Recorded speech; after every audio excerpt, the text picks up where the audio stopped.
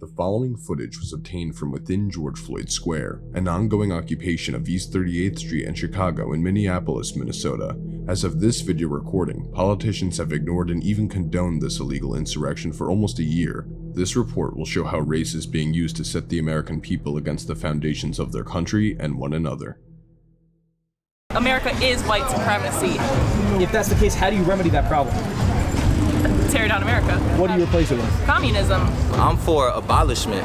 I believe that the police need to be abolished completely. And shout out to the people that's, destroying those statues and shit like that. There are no good white people. You inherently benefit from the same power structure that affects my oppression.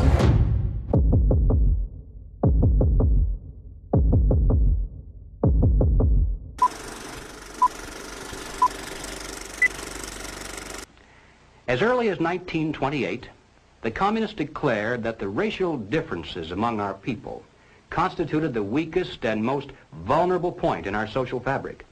By constantly probing and straining at this one spot, they calculated that eventually the cloth could be torn apart and that Americans could be divided, weakened, and perhaps even set against each other in open combat. Terrorism from white supremacy is the most lethal threat to the homeland today. Not ISIS, not Al-Qaeda, white supremacists. Joe Biden, in his address, he said that he thought that white supremacy was the biggest terrorist threat facing the U.S. Would you agree or disagree with that statement? I would agree. Would you agree or disagree with that statement? I would absolutely agree with that statement. I would most definitely agree with that. It takes a lot of courage for President Biden to open up his mouth and say something like that, but it needed to be said. He thought that white supremacy was the biggest terrorist threat facing the United States of America. Would you agree or disagree with that statement? Wow, you guys are starting with an easy one.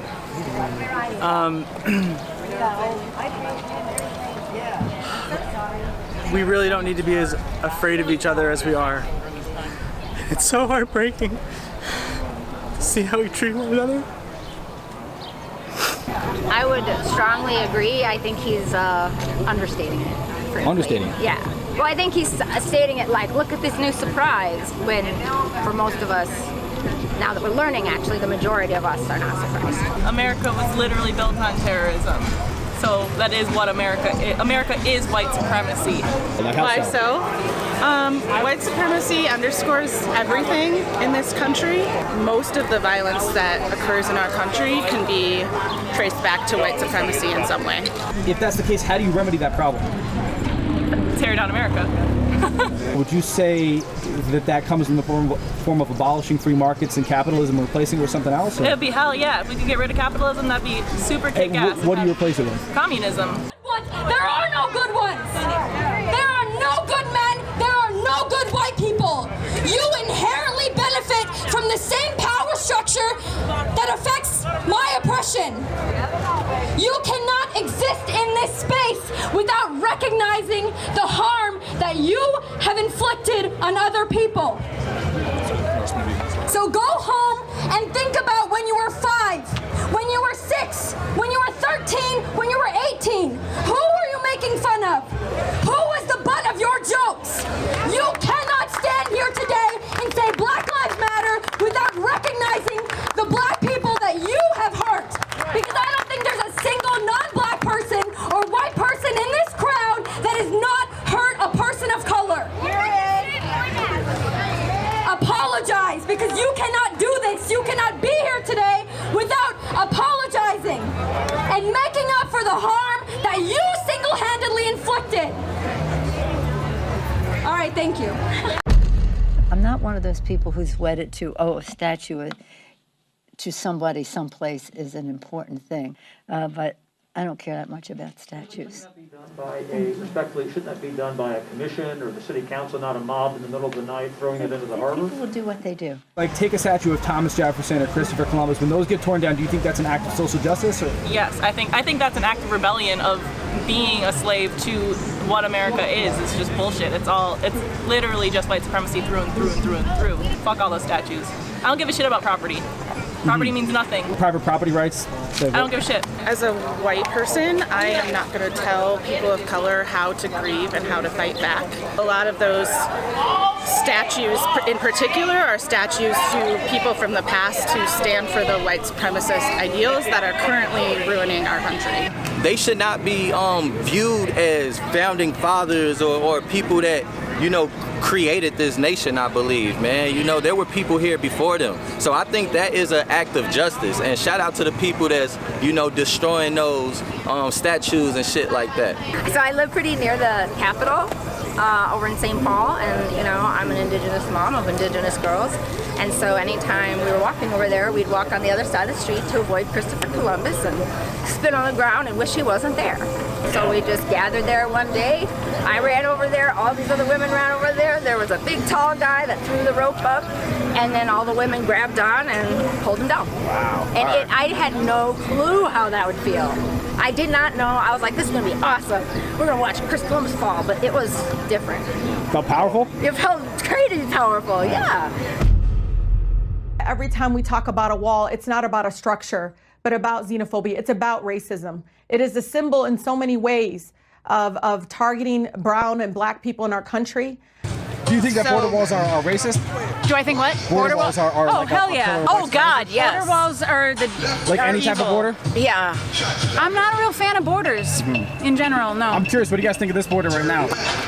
I think that's okay, right. That's a very good question. That's a really good point. This is a good border to keep out white supremacists, among others. Would you say that borders in general are racist and discriminatory, or what's your opinion on that? Yeah, and America as a whole is just bullshit. Joe Biden, I think he's talking about tearing down the southern border. Would you board that border wall? Would that be something you would support? Yeah, I don't believe that he would do that, but yeah. I think this place right here is a really clear example of what it could look like. Trump's border wall policy, do you think that's a manifestation of white supremacy? Or? Yes. The issue with building walls is that it changes that space, and just like having a physical barrier automatically worsens the situation and worsens the divide.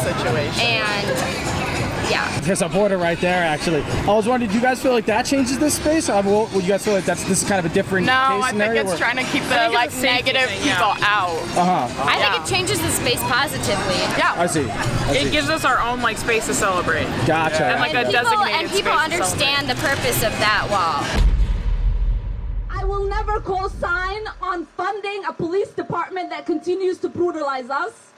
And I will never stop saying, not only do we need to disinvest in police, but we need to completely dismantle the Minneapolis Police Department. First off, I'm for abolishment. I believe that the police need to be abolished completely.